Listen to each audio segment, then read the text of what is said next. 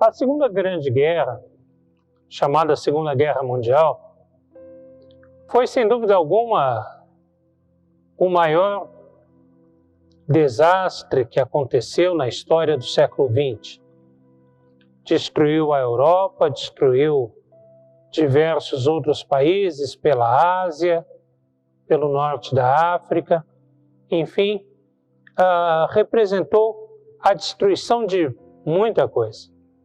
Muitas pessoas perderam a vida, milhões de pessoas, na verdade, não só os judeus, ciganos e outros grupos que foram perseguidos pelo nazismo, mas também soldados, profissionais de saúde que acompanhavam as tropas, jornalistas, pessoas, enfim, que estavam no fronte ou fora dele, pessoas das cidades comuns que foram atacadas, que foram destruídas. Milhões de pessoas perderam a vida. Mas pessoas também perderam as suas riquezas, a sua fortuna. E apesar disso tudo, houve muita gente também que enriqueceu nesse período. Não só fabricantes de armas, mas pessoas que se aproveitaram do momento para roubar e saquear a riqueza daqueles que eram presos e perseguidos, para saquear museus que foram destruídos, igrejas, e tomar as suas riquezas, as suas obras de arte, e juntá-las, colocá-las em bancos onde não podiam ser rastreados, ou escondê-las de outras formas. Até hoje se fala, se é lenda ou não posso dizer, de vagões de trens carregados de joias, de ouro e de outras embarcações, outros meios de transporte que também teriam levado riquezas e que fizeram a riqueza de muita gente ou de algumas pessoas que se aproveitaram da guerra para ganhar dinheiro, aproveitaram aquilo como uma oportunidade de transformar a sua vida de pobres ou de pessoas comuns para pessoas ricas. Não vos enganeis, de Deus não se zomba, pois aquilo que o homem semear, isso também se fará. Porque o que semeia para a sua própria carne, da carne colherá corrupção. Mas o que semeia para o Espírito, do Espírito colherá a vida eterna. E não nos cansemos de fazer o bem, porque a seu tempo ceifaremos, se não desfalecermos. Por isso, enquanto tivermos oportunidade, façamos o bem a todos, mas principalmente aos da família da fé. Gálatas, capítulo 6, versículos 7 ao 10.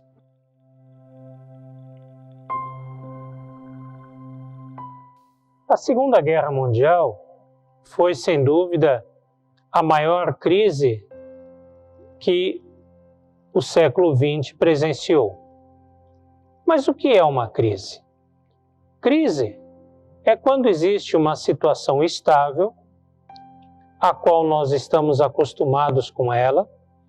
Ela não precisa ser necessariamente boa ou ruim, mas precisa que nós estejamos confortáveis com ela, confortáveis no sentido de que nós estamos acostumados, sabemos como lidar com as questões que surgem, sabemos como lidar com as questões do dia a dia, com as possibilidades, com aquilo que acontece normalmente.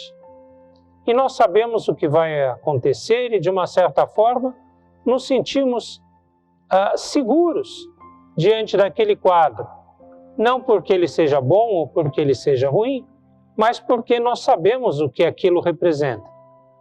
E diante desse quadro estável, de repente, alguma coisa provoca uma grande mudança. Nos tira daquilo que hoje chamamos de zona de conforto. E nós passamos a vivenciar alguma situação que nós não estamos acostumados ou que não estamos preparados ou pensando nela. Não estávamos imaginando que isso fosse acontecer ou que seria assim. Existem crises que são normais, que apesar de sabermos que vão acontecer, que são naturais até da vida de uma pessoa, elas acontecem e em alguns provocam profunda insegurança, em outros nem tanto, mas são mudanças, por exemplo, na biologia do nosso corpo. Quando crescemos, chegamos à adolescência, depois chegamos à maturidade, ou então quando começamos a perceber os primeiros sinais da velhice. Existem crises que são até costumeiras, sabemos que elas podem acontecer, mas mesmo assim nos chocam, nos trazem insegurança. É, por exemplo, a perda do emprego, a separação de um ente querido, alguma coisa assim. E existem crises que são completamente inesperadas, como o eclodir de algumas guerras, que se dão sem que a gente possa imaginar o porquê aquilo veio acontecer. Ou, quem sabe, um desastre natural, a erupção de um vulcão, um terremoto, um tsunami, em que, de repente, tudo muda, tudo se transforma, e nós não sabemos como lidar com aquilo, ou não sabemos o que vai acontecer a partir daquilo.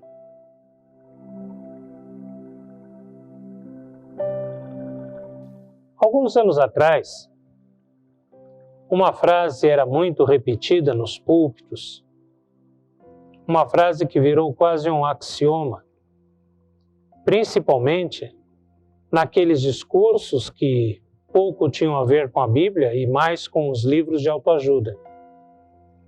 Mas que essa frase, embora não seja exatamente bíblica, ela tem uma verdade em si.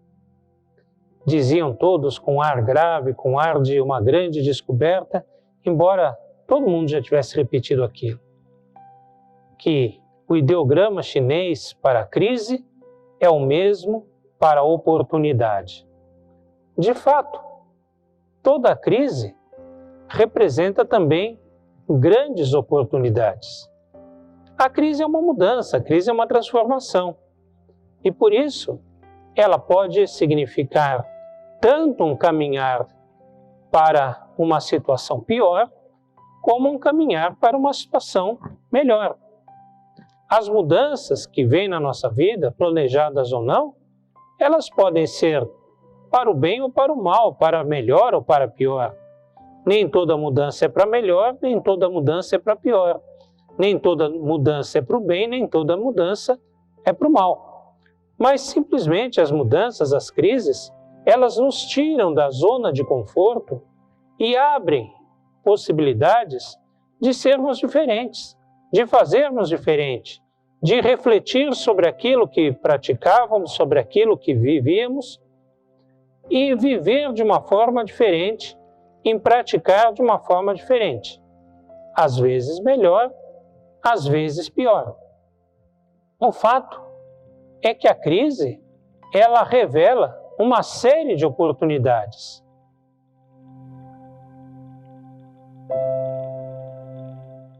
No texto que nós lemos, Paulo usa uma expressão, de Deus não se zomba. Essa expressão, ela tem a ver com o contexto da carta, com o contexto da comunidade para a qual Paulo escreveu a carta aos Gálatas. Afinal, essa comunidade era uma comunidade de origem, de cultura, de vivência segundo os costumes, os ideais gregos, e para o qual o cristianismo que chega e adentra nessa cidade representa uma crise, e uma crise muito grande. Afinal, nessa cidade, segundo o ambiente, a cultura, as normas de vida gregas, tudo estava estabelecido, tudo estava normal, tudo estava praticamente seguro e a vida seguia daquela forma, daquele jeito. Só que o cristianismo vem e confronta aquele sistema. No sistema grego, por exemplo, o senhor da casa tinha todo o poder sobre aqueles que viviam na casa. E quando eu digo todo o poder, é todo mesmo. Por exemplo, tinha o poder de matar um escravo, se assim lhe bem parecesse. Ele tinha o poder sobre a vida e a morte dos escravos. Ele tinha o poder de transformar uma moça, uma jovem, que fora capturada ou que fora comprada como escrava, e transformá-la em uma prostituta, em um objeto sexual de todos os homens daquela casa, e não poderia ser questionado, não poderia ter a sua decisão questionada ou que alguém lhe confrontasse. Esses eram os costumes morais muito diferentes daqueles que a palavra de Deus ensina, costumes políticos, costumes sociais, um ambiente cultural completamente diverso. E o cristianismo chega e começa a confrontar e começa a desmontar todo esse sistema. Logicamente que os sábios, os senhores, aqueles que detinham o poder nas cidades gregas, não gostam, não apreciam, não valorizam essa postura do cristianismo.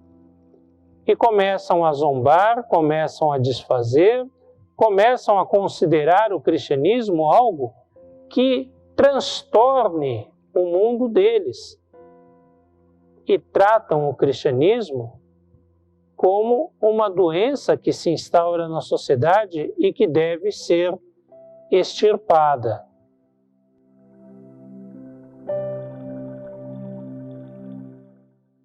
Paulo, então, adverte que de Deus não se zomba, que aquilo que o homem semear, isso também ceifará. Essa expressão e essa ideia, na verdade, muitas vezes foi distorcida ao longo da história e muitas pessoas usaram esse texto para sugerir ou mesmo pregar que Deus castiga as pessoas que não são iguais a Ele no seu pensamento, que não lhe obedecem, que não fazem exatamente aquilo que Ele manda. Fazem de Deus um déspota, uma figura autoritária, um juiz severo, perverso, que pune as pessoas simplesmente porque elas não lhe obedecem. Mas não é bem assim.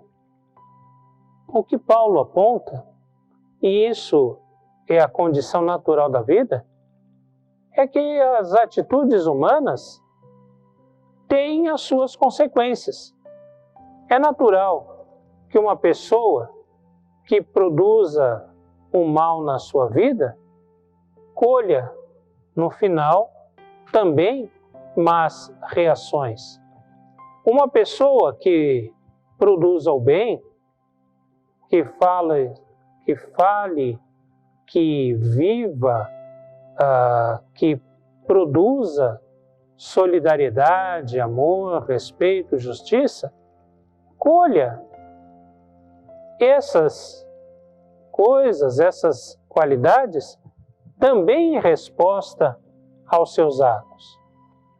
É uma questão de relação natural, de consequência natural, não de uma retribuição que venha da parte de Deus para aqueles que fazem o que é errado. Não. De Deus não se zomba, o que o homem semear, isso também se fará, porque as atitudes humanas têm as suas consequências naturais. É para isso que o apóstolo Paulo chama a atenção.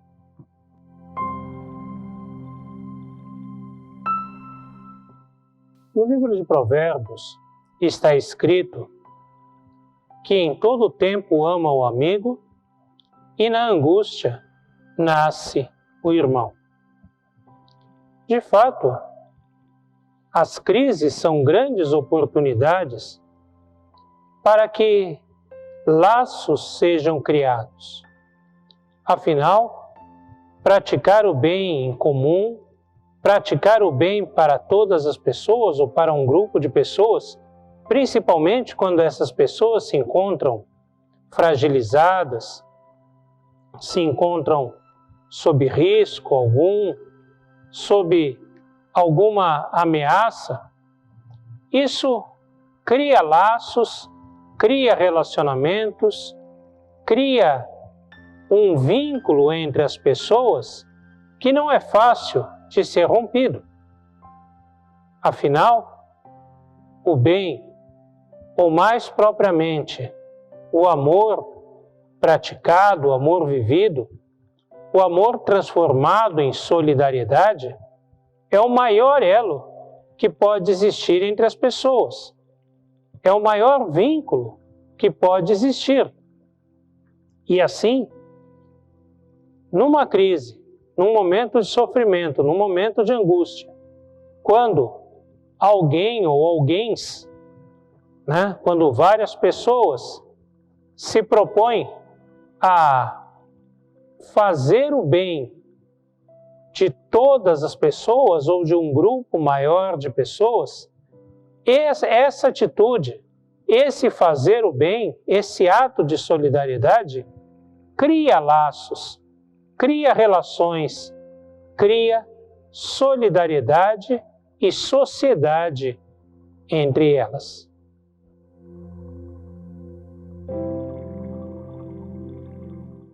Muitas vezes nós caímos no erro de achar que as soluções para as crises, para os momentos de insegurança, advêm das mãos de uma única pessoa, de um único ser capaz de vir e transformar toda a situação de insegura até uma situação nova de segurança. Quem sabe até de voltar ao passado, onde nós nos sentíamos seguros.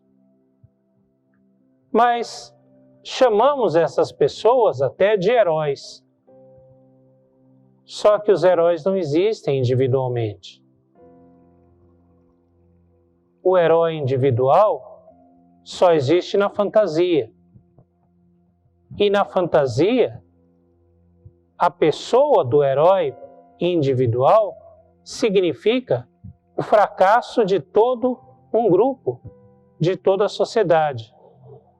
Quando o Batman, o Homem-Aranha, prende o bandido, significa que toda a polícia falhou na sua missão de proteger a sociedade. A solução vem sempre do grupo. A solução vem sempre da sociedade. A solução vem sempre do grupo social. O grupo que se formou por laços de solidariedade, por vínculos de amor recíproco, de amparo mútuo, de estender a mão e um sustentar a carga do outro, um cuidar do outro, um apoiar o outro nas suas necessidades, nas suas carências, naquilo que precise. E nesse vínculo vem o amor de Deus.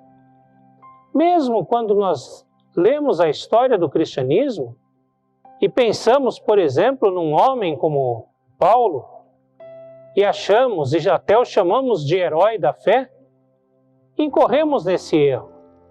Porque se Paulo foi um grande missionário, e o foi, ele sempre foi acompanhado por outros como Silas, Barnabé, João Marcos, Timóteo. E mais do que somente esses, ele foi apoiado, amparado pelas igrejas de Antioquia, de Filipos, de Corinto e outras igrejas que o sustentaram, seja financeiramente, seja moralmente, seja em oração, mas sempre o trabalho resultado dos vínculos de amor criados pela prática da solidariedade que advém do Evangelho, da solidariedade que advém de fazer o bem segundo a palavra de Deus.